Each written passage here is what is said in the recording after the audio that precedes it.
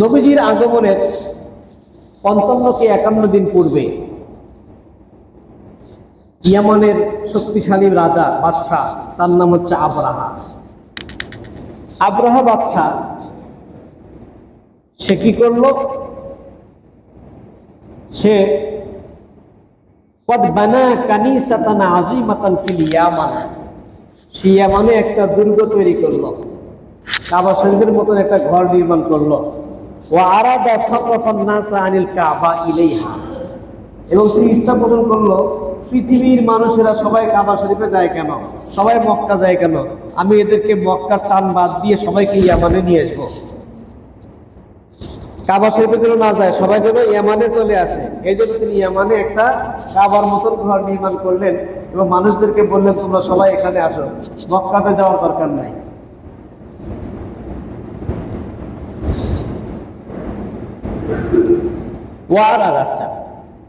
ফালাম্মা লাম ইয়াকবুল আহাদুন আলা কানিসাতিহি, যখন সে দেখলো কোনো মানুষই তার ডাকে সাড়া দিচ্ছে না, তার কথা শুনছে না, কররা আইয়াহদিমাল কাবাতাল মুশাররাফা, সে তখনই মনস্থির করলো এই কাবা ঘরটাকে আগে ধ্বংস করতে হবে, এই কাবা ঘরটাকে আগে ধ্বংস করতে হবে। কিন্তু কাবা ঘরকে ধ্বংস করতে পারবে কেউ? কাবা ঘরকে সংরক্ষণের দায়িত্ব কে নিয়েছেন? আল্লাহ তাআলা নিয়েছেন। এবং এটা এমন একটা নিরাপদ নগরী, আল্লাহ পাক বলেন ওয়াহাযাল বালাদিল আমিন, এটা হচ্ছে নিরাপদ নগরী, ওমান দাখালাহু কানা আমিনা, যে এই ঘরে প্রবেশ করবে সে নিরাপদ।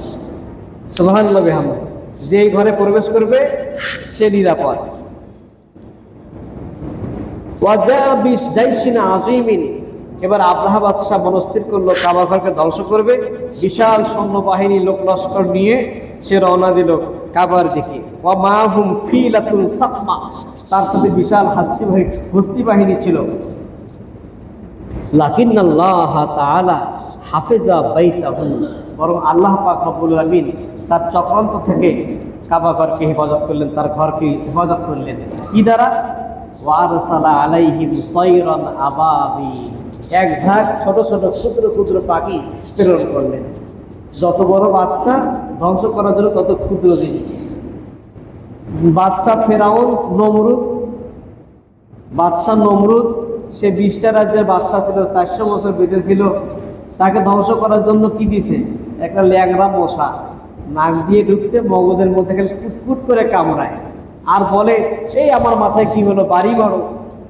মাথায় বাড়ি মারা শুরু করছে এবং সে একজন কর্মচারী নিয়োগ করলো যে তোমার দায়িত্ব হচ্ছে মাথায় শুধু বাড়ি মারা। এই মাথায় বাড়ি খাইতে খাইতে খাইতে খাইতে হয় নাই, আরো জোরে মার, আরো জোরে মার, এরকম মার খাইতে খাইতে, জুতের মার, লাঠির মার খাইতে খাইতে মাথা ফেটে গেল। ওই ল্যাংড়া মশা ঘুরুত করে উড়ে গেল। যত বড় বাদশাহ, যত বড় খোদাদ্রোহী, তাকে ধ্বংস করার জন্য আল্লাহ পাক অত বড় কিছু দেন নাই, দিয়েছেন কত ক্ষুদ্র জিনিস।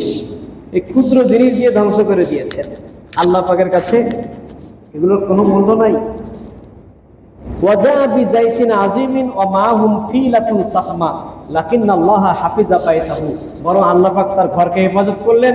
ওয়া আরসালা আলাইহিম তায়রান আবাবিল, এবং আবাবিল পাখি প্রেরণ করে তাদেরকে ধ্বংস করে দিলেন। তারা কি করেছিল?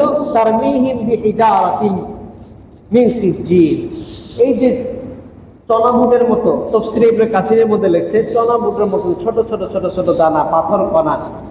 ওই আবাবিল পাখিগুলো, ছোট ছোট পাখিগুলো 3টা করে পাথর কণা নিয়ে আসছে। একটা পাথর হচ্ছে মুখে আর 2টা 2 পায়ে। একটা পাখি 3টা করে পাথর কণা নিয়ে আসছে।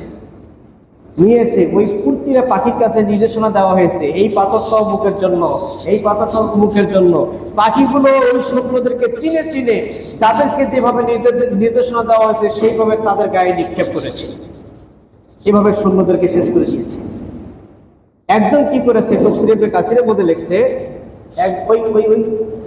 গজবপ্রাপ্ত, গজবের ফয়সালা যাদের হয়েছে তাদের মধ্য থেকে একজন ভাগ্যক্রমে কাবা শরীফের ভিতরে ঢুকে গেছে।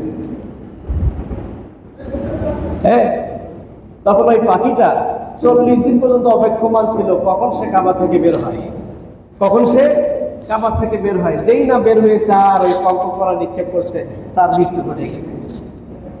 এই যে তারা কাবা ঘরে প্রবেশই করতে পারে নাই, হেরেমে প্রবেশ করতেই পারে নাই। তার আগে আল্লাহ পাক তাদের কি করেছেন? ধ্বংস করে দিয়েছেন। এই আবরাহা বাদশার ধ্বংসের ঘটনা ঘটেছে কোথায় জানেন? এটা হচ্ছে মুজদালিফা এবং মিনা। মুজদালিফা থেকে মিনায় আসা হয়। এই মিনায় প্রবেশের পর দেখবেন এই মহাত্মা কেতার সানি, দ্বিতীয় যে রেল স্টেশন, হ্যাঁ, এই দ্বিতীয় রেল স্টেশনের ওই জায়গায় দেখবেন ওখানে একটা ফাঁকা জায়গা রয়েছে। এই ফাঁকা জায়গাটা হচ্ছে ওয়াদিয়ে মুহাসসার। ওয়াদিয়ে মুহাসসার এটাই আবরাহা বাদশার ধ্বংসের মানে জায়গা। এই জায়গাটা হাজী সাহেবদের অবস্থান করতে নিষেধ করা হয় যে এটা ধ্বংসের জায়গা, এখানে অবস্থান করা যাবে না, এখান থেকে দূরে দূরে থাকতে হবে। ওয়াদিয়ে মুহাসসার। এই ঘটনা ঘটেছিল কখন? নবীজির জন্মের 55 দিন কি 51 দিন আগে। ওয়াকারাত হাযিল হাদিসাতু ফি আমে মিলাদিন নবী সাল্লাল্লাহু আলাইহি ওয়াসাল্লাম। আর এই ঘটনা ঘটেছিল রাসূল সাল্লাল্লাহু আলাইহি ওয়াসাল্লামের মিলাদের বছরে। ফাসাম্মাহুল আরব, আরববাসীরা তারা ওই বছরের নাম রেখেছে আমুল ফিল, হাতির বছর। আমুল ফিল মানে কি? হাতির বছর, হস্তি বাহিনীর বছর। ওয়াকানা বিদায়াতু ইলানিন আন্না খায়রাল খালকি সায়ুলাতু করিবান। এই ঘটনা প্রমাণ করে যে আন্না খায়রাল খালকি, বিশ্বের সৃষ্টির সেরা মানব, সায়ুলাতু করিবান, অচিরেই তার খুব নিকটেই জন্ম হবে, খুব কাছাকাছি সময় তার জন্ম হবে, আবির্ভাব হবে। নবীজির আগমনের পূর্বে এই ঘটনা।